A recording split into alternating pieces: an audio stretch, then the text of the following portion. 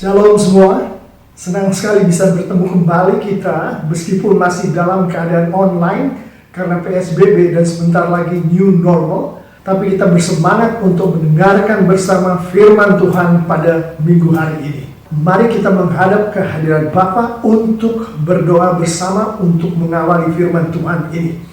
Bapa di surga, kami bersyukur, kami berterima kasih Bapa untuk berkat-Mu yang luar biasa kepada kami semua anak-anak-Mu. Bapa, kami akan mendengarkan firman-Mu, urapi kami semua dengan Roh Kudus-Mu Bapa. Berbicaralah kepada kami semua melalui hamba-Mu. Di dalam nama Tuhan Yesus Kristus kami sudah berdoa, mengucap syukur, haleluya, amin. Firman Tuhan pada minggu hari ini adalah mengenai faith without any doubt. Di dalam bahasa Indonesianya, iman tanpa ragu-ragu. Kita akan ambil dari Yohanes 20 ayat 24 sampai ayat 28. Ayat 24, tetapi Thomas, seorang dari ke-12 murid itu yang disebut Didimus, tidak ada bersama-sama mereka ketika Yesus datang ke situ.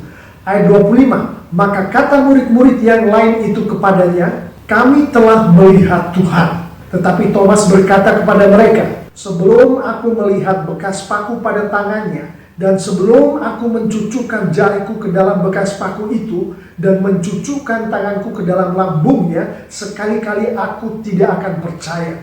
Ayat 26, 8 hari kemudian murid-murid Yesus berada kembali dalam rumah itu, dan Thomas bersama-sama dengan mereka.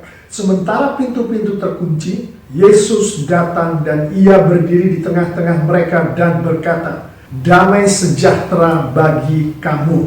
Ayat 27, kemudian ia berkata kepada Thomas, taruhlah jarimu di sini dan lihatlah tanganku, ulurkanlah tanganmu dan cucukkan ke dalam lambungku, dan jangan engkau tidak percaya lagi melainkan percayalah.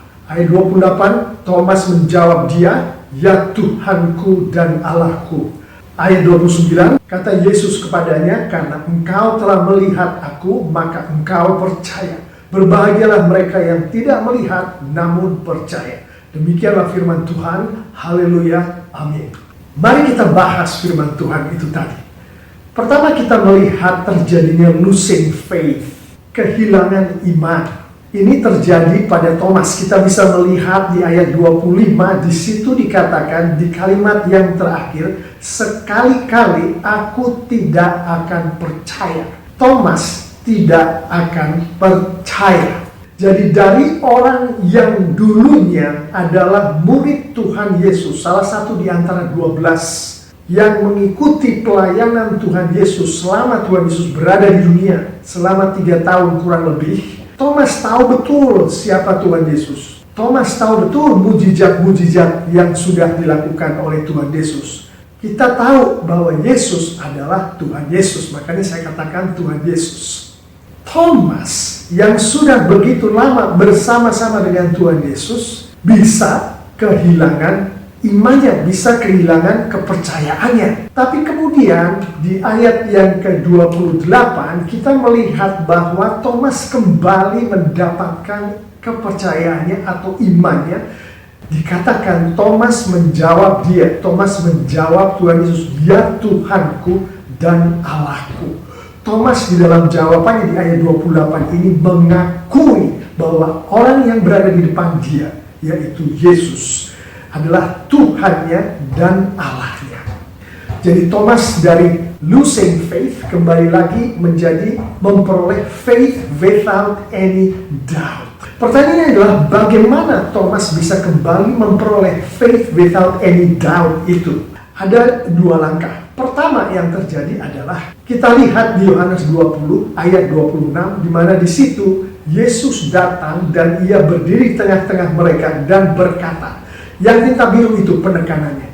Yesus berkata. Di ayat 27, kemudian Yesus berkata kepada Thomas. Penekanannya adalah kepada ia berkata, yaitu Yesus berkata. Di Roma 10 ayat 17, firman Tuhan mengatakan, iman timbul dari pendengaran, dan pendengaran oleh firman Kristus. Di sini dikatakan firman Kristus. Kata lain dari firman adalah kata. Kalau kita berkata, kalau Kristus, kalau Tuhan berfirman. Jadi iman timbul dari pendengaran oleh firman Kristus atau kata Kristus.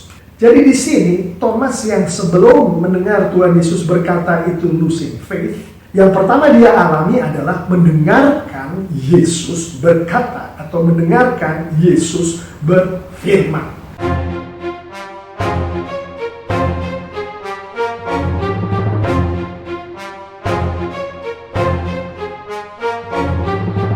Kedua, yang terjadi adalah bagaimana faith without any doubt ini bisa diperoleh oleh Thomas adalah sebagai berikut. Kita akan melihat dari pengalaman Petrus dulu, Rasul Petrus. Di Matius 16, ayat 16, firman Tuhan mengatakan, "Maka jawab Simon Petrus, engkau adalah Mesias, anak Allah yang hidup." Pernyataan Simon Petrus ini bukan pernyataan biasa. Ini adalah yang kita bilang pernyataan iman atau statement of faith yang dilakukan oleh Petrus dengan segenap hati, jiwa, dan pikirannya. Ini adalah pernyataan iman dari Petrus yang disampaikan kepada Yesus, kepada Tuhan Yesus. Kita ingat di Yohanes 20 tadi, ayat 28, Thomas menjawab dia, "Ya Tuhanku dan Allahku." Pada saat Thomas menjawab Yesus, Tuhan Yesus, "Ya Tuhanku dan Allahku," Thomas melakukan statement of faith. Thomas melakukan pernyataan iman, dan ini dia lakukan dengan segenap hati, dengan segenap jiwa dan pikirannya. Nah, sekarang kita lihat kembali di Matius 16, sekarang kita ke ayat 17. Pada saat Petrus melakukan pernyataan imannya tadi, apa sebetulnya yang terjadi? Ayat 17, Tuhan Yesus sendiri mengatakan kepada Petrus, "Berbahagialah engkau Simon bin Yunus, sebab bukan manusia yang menyatakan itu kepadamu, melainkan Bapa-Ku yang di surga." Tuhan Yesus mengatakan pada saat Petrus mengatakan perkataan iman tadi, pengakuan iman tadi, sebetulnya yang keluar dari mulutnya, yang ada di hati Petrus, yang ada di pikiran Petrus, yang memenuhi Petrus adalah Bapa-Ku yang di surga. Tuhan Yesus mengatakan begitu. Artinya Bapa di surgalah yang melakukannya melalui Petrus. Bapa di surgalah yang berada di dalam Petrus melakukannya. Dan itu Bapanya melakukan itu melalui Roh Kudus. Kita tahu dari Galatia 5 ayat 25, di situ dikatakan, "Tetapi buah roh ialah kasih, sukacita, damai sejahtera, kesabaran, kemurahan, kebaikan, iman." Nah, itu di bahasa Indonesianya pakai kesetiaan, tapi di bahasa Inggrisnya, "But the fruit of the Spirit is love, joy, peace, long suffering, gentleness, goodness, faith." Jadi Petrus mengalami Yesus berfirman kepadanya, lalu Roh Kudus bekerja di dalamnya, sehingga Petrus memiliki faith without any doubt. Nah, sekarang kita kembali ke Thomas. Kita lihat Thomas yang di ayat 28, Yohanes 20 tadi mengatakan, "Ya Tuhanku dan Allahku," yang mana dia menyatakan statement of faith, pernyataan iman, meminjam dari apa yang kita pelajari di Matius 16 ayat 17. Di Yohanes 20 ayat 28, Thomas berkata kepada Yesus, "Ya Tuhanku dan Allahku." Thomas membuat statement of faith, pernyataan iman kepada Yesus.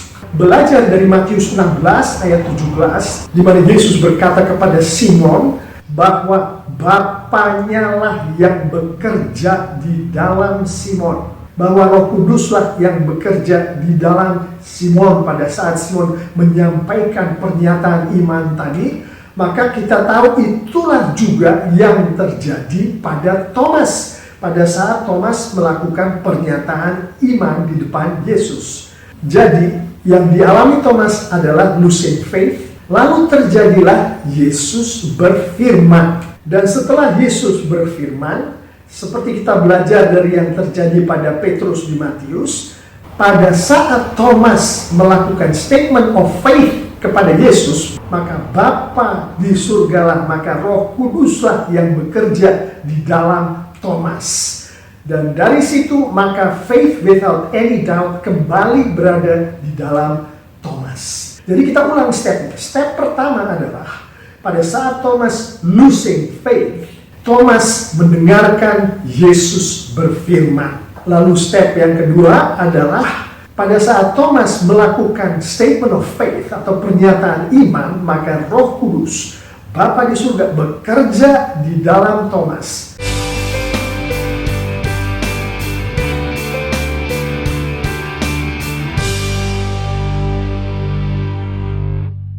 Sehingga faith without any doubt kembali berada di dalam Thomas. Dan sekarang kita lihat losing faith yang dialami Thomas. Bagaimana bisa seperti itu? Orang seperti Thomas bagaimana bisa losing faith? Ada sesuatu yang terjadi bagaimana Thomas bisa dari faith menjadi losing faith. Yang terjadilah tragedi Tuhan Yesus disalibkan. Tragedi yang luar biasa.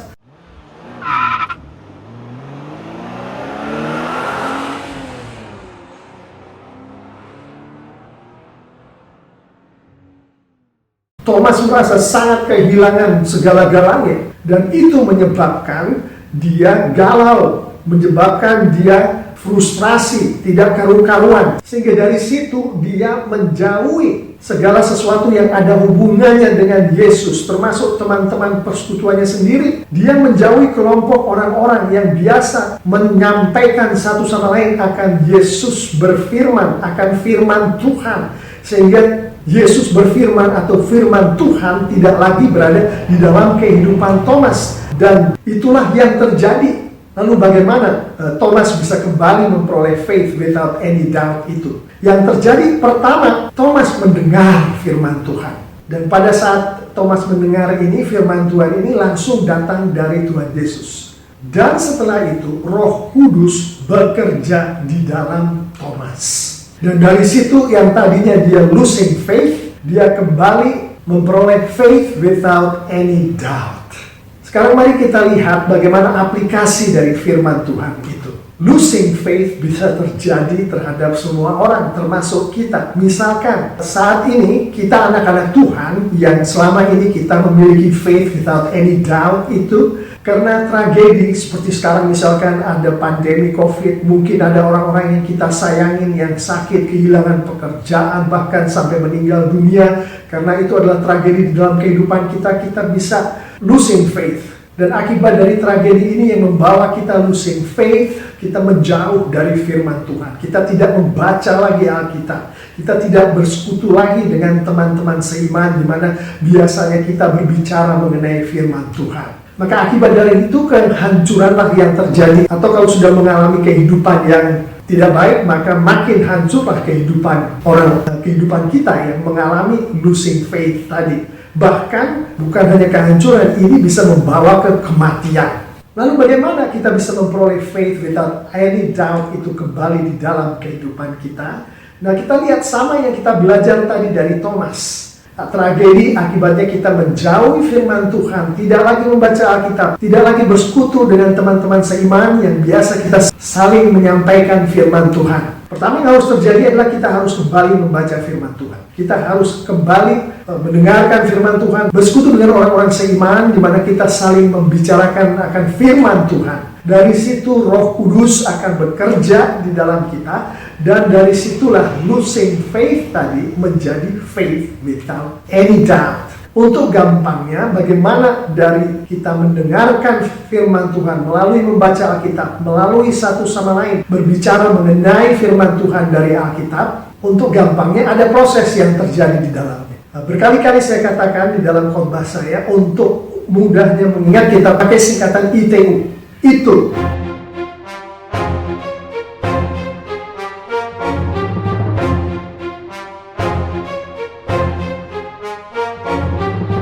I-nya intim, T-nya taat, U-nya utamakan Tuhan. Dengan membaca firman Tuhan, kita membangun keintiman. Kita semakin intim dengan Tuhan. Dengan mengikuti firman Tuhan, kita taat kepada Tuhan. Dan pada saat kita melakukan keintiman dengan Tuhan dan mentaati firman Tuhan, maka yang terjadi adalah di dalam kehidupan kita, kita selalu mengutamakan Tuhan. Pada saat kita lakukan ITU ini, maka Roh Kudus yang sudah berada di dalam kita akan bekerja. Dan tadi dari Galatia 5:22, maka dari pekerjaan Roh Kudus, buah-buahnya salah satunya adalah iman. kita akan memperoleh kembali faith without any doubt. Sehingga pada saat kita tadi sedang losing faith, terjadilah destruction, bahkan death, maka setelah kita kembali ke faith without any doubt, kehidupan kita akan dipenuhi oleh berkat-berkat Tuhan. Dan yang sudah pasti adalah kehidupan kekal akan menjadi janji Tuhan yang adalah milik kita. Demikianlah Bapak Ibu Saudara-saudari yang sangat dikasihi oleh Tuhan Yesus, firman Tuhan dan aplikasinya untuk kita lakukan bersama-sama dengan urapan Roh Kudus di dalam kehidupan kita sehari-hari. Amin.